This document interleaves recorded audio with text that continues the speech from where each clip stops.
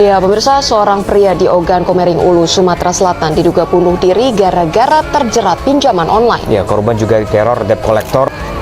Tergiur dengan pembelian kredit barang murah, ratusan ibu-ibu di Kabupaten Pasuruan, Jawa Timur menjadi korban penipuan dan terjerat pinjaman online. Akibatnya ratusan warga mengalami kerugian dengan Dan saat ini kepolisian juga terus men-tracing pinjaman online ilegal lainnya berdasarkan dari aduan masyarakat. Kalian tahu nggak sih? Menurut data OJK, per Januari 2025, ada sekitar 146,5 juta orang di Indonesia ini merupakan pengguna aktif pinjol. Dan yang lebih mengejutkannya lagi, total outstanding atau jumlah pinjaman itu mencapai 78,5 triliun. Bukan angka yang kecil. Masalahnya, menurut data pinjol, ribuan orang terjebak dalam pinjol ilegal. Pada tahun 2024 sampai 2025, aduan itu mayoritas datang dari umur 26 sampai dengan 35 tahun. Pada awal tahun ini, Januari 2025, ada sekitar 1081 laporan mengenai pinjol ilegal ini. Dan kalian tahu, mayoritas korbannya adalah perempuan.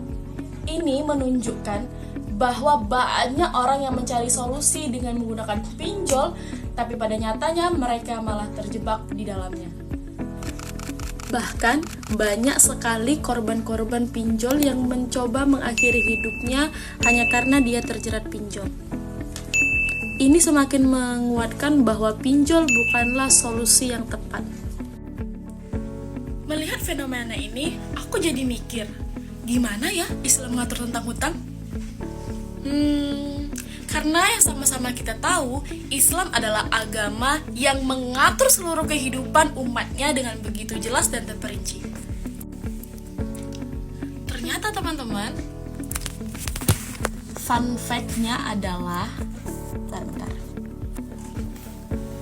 Ayat terpanjang di dalam Al-Quran itu bukan ngebahas tentang sejarah, bukan ngebahas tentang perang, bukan ngebahas tentang kehidupan, apalagi pernikahan, tapi malah membahas tentang hutang. Gimana cara ketika kita meminjam uang kepada orang lain.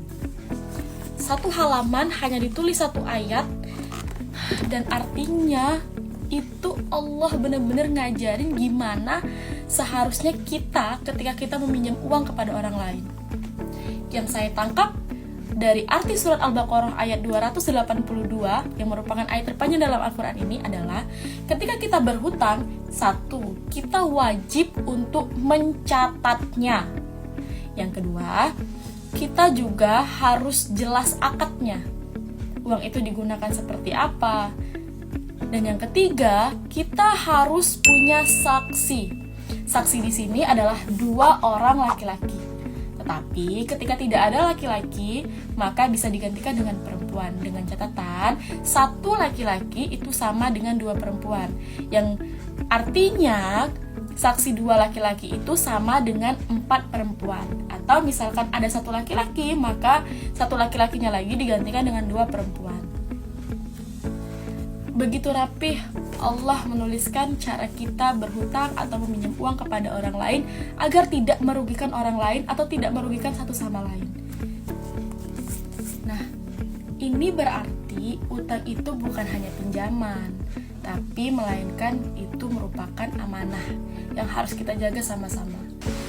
Rasulullah SAW pernah bersabda pada hadisnya yang artinya mukmin itu tergantung pada hutangnya sampai hutangnya dilunasi. Hadis riwayat Tirmizi. Hadis ini bukan menakut-nakuti, tapi hadis ini memberitahu bahwa hutang itu memiliki konsekuensi yang sangat besar.